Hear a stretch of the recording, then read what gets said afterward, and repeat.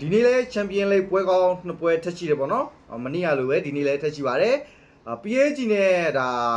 လီဗာပူးနဲ့ရှိပဲ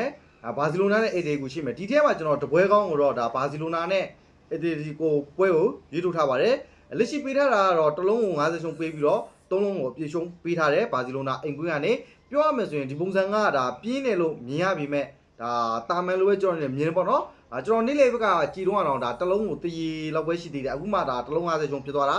ကြေးတက်လာလို့ပြောရမယ်ပေါ့နော်ဒီနေ့တင်းကိုကြည့်မဲ့ဆိုရင်လိုင်းရဲ့အနေအထားအရာရောဒါဘာစီလိုနာကအများကြီးတာတယ်ပြီးတော့အိမ်ခွင်းအသာချစ်လည်းရှိတယ်ဒါကြောင့်ဒီပုံစံကြည့်ပေးလာတော့မြင်နေတာပုံမှန်ကြည့်ပဲဖြစ်တဲ့ကြည့်ပဲလို့ကျွန်တော်အနေနဲ့မြင်ပေါ့နော်ဒါကြောင့်ပြောရမယ်ဆိုဒီနေ့ပွဲမှာဒါလိုင်းရဲ့အနေနဲ့ကြည့်မယ်ဆိုရင်ဒါဘာစီလိုနာဘက်ကဒါဒီယွန်ဒိုစကီတော့ဒါပြီးတော့ဒါ Rashford တော့လာမိုင်းရမိုင်းတော့ပါမယ်အေဒီကိုဘက်ကတော့ဒါ Griezmann တော့ဘာလို့ပါမယ်ပေါ့နော်ဒါကြောင့်ဒီနေ့ပွဲအရာကြည့်ရမယ်ဆိုကြီးအရာရောဒါလိုင်းရဲ့အရာရောဒါပြီးတော့အာသာရှစ်တွေကြည့်မယ်ဆိုရင်ဒီဂိုးပေါင်းဒီအိမ်ကွင်းအာသာရှစ်တစ်ရှစ်အရာရောကြည့်မယ်ဆိုရင်တော့ဘာစီလိုနာဘက်ကဒါနေတင်တယ်ကျွန်တော်အနေနဲ့မြင်နေဒါကြောင့်ဒီနေ့ပွဲစဉ်မှာရွေးချယ်ရမယ်ဆိုရင်ကျွန်တော်အနေနဲ့ဒါဘာစီလိုနာဘော်ဒီယိုပဲရွေးချယ်ပါတော့ဒီနှစ်ပွဲပြောရမယ်ဆိုရင်ဘာစီလိုနာတောက်ထိကြီးပြင်းထားလို့ဒီဘာစီလိုနာတစ်ဖက်တည်းကဂိုးသွင်းမလားဆိုရင်ကျွန်တော်အနေနဲ့ဒီလိုတော့မမြင်ဘူးဘာစီလိုနာတစ်ဖက်တည်းကဂိုးသွင်းမှာတော့မဟုတ်ဘူးဒါ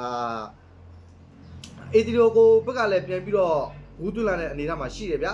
အနည်းဆုံးတကူလောက်ကတော့တာလိုက်မယ်ဒါကြောင့်ကျွန်တော်အနေနဲ့ပြား90ရင်းထားတယ်လို့ပဲပြောရမယ်ဘာစီလိုနာဘက်ကပြား90ရင်းထားတယ်2-1 3-1လောက်ထိသွားနိုင်ခြေရှိတယ်ဒါမှမဟုတ်2စီးလဲသွားနိုင်ခြေရှိမယ်3စီးလဲသွားနိုင်ခြေရှိမယ်ကျွန်တော်အနေနဲ့ခံမှန်းထားတော့ဒါအေတီရိုဘက်ကလည်း